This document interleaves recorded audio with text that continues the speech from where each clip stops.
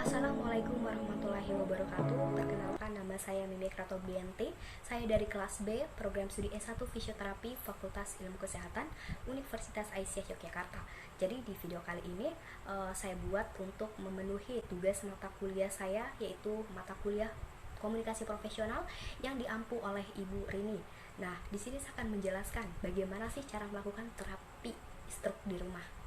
Oke, di sini saya akan jelaskan dulu apa yang menyebabkan penyakit stroke. Nah, jadi penyakit stroke ini diakibatkan oleh kondisi otak kondisi di mana pasokan darah ke otak itu mulai berkurang atau mengalami gangguan karena penyumbatan.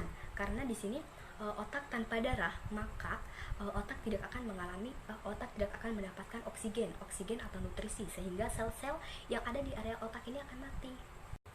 Oke, jadi terapi stroke di rumah itu adalah satu cara penanganan terhadap pasien stroke yang dilakukan baik secara mandiri maupun dilakukan dengan menggunakan layanan fisioterapi. Kemudian apa saja sih manfaat fisioterapi untuk penyakit stroke?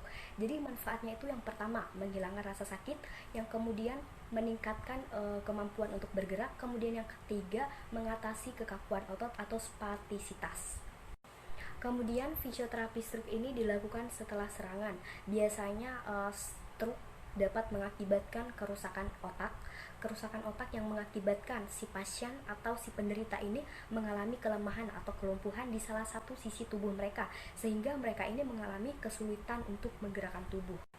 Nah, kemudian waktu yang tepat untuk memulai terapi stroke ini kapan sih? Nah, jadi waktunya itu dari 24 sampai 48 jam setelah serangan. Asalkan si penderita ini sudah membaik dan keadaannya itu sudah stabil. Ketika keadaan si penderita ini sudah stabil atau sudah membaik, maka itulah waktu kita untuk melakukan terapi stroke. Oke, kemudian ke macam-macam terapi stroke. Jadi apa saja sih macam-macam terapi stroke? Nah, yang pertama ada terapi memori. Kenapa sih kita melakukan terapi memori? Karena ketika si penderita ini mengalami stroke, kemudian ketika ia pulih, ada kemungkinan ingatan si penderita ini hilang.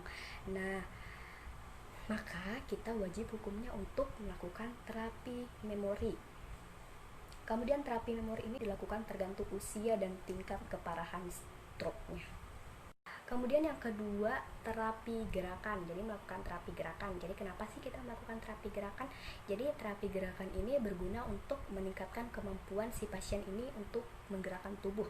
Karena ketika si pasien ini pulih dari pasca stroke ini, maka si pasien ini merasakan bahwa tubuhnya ini sangat susah untuk digerakkan, sangat kaku. Jadi di sini kita wajib untuk melakukan terapi gerakan.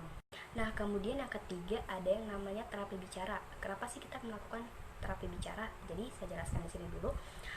Jadi ketika si pasien atau si penderita stroke ini mengalami stroke, kemudian ketika ia bangun atau ia pulih dari stroke ini, maka ia mengalami kesulitan dalam berbicara. Nah, itu kalau bisa. Nah, itu karena ada yang namanya gangguan otak, sehingga ketika si penderita mengalami gangguan otak, maka itu akan menyerang ke pusat saraf bicara si pasien yang disebut dengan afasia atau disatria, sehingga kita wajib untuk melakukan atau kita harus melakukan terapi bicara.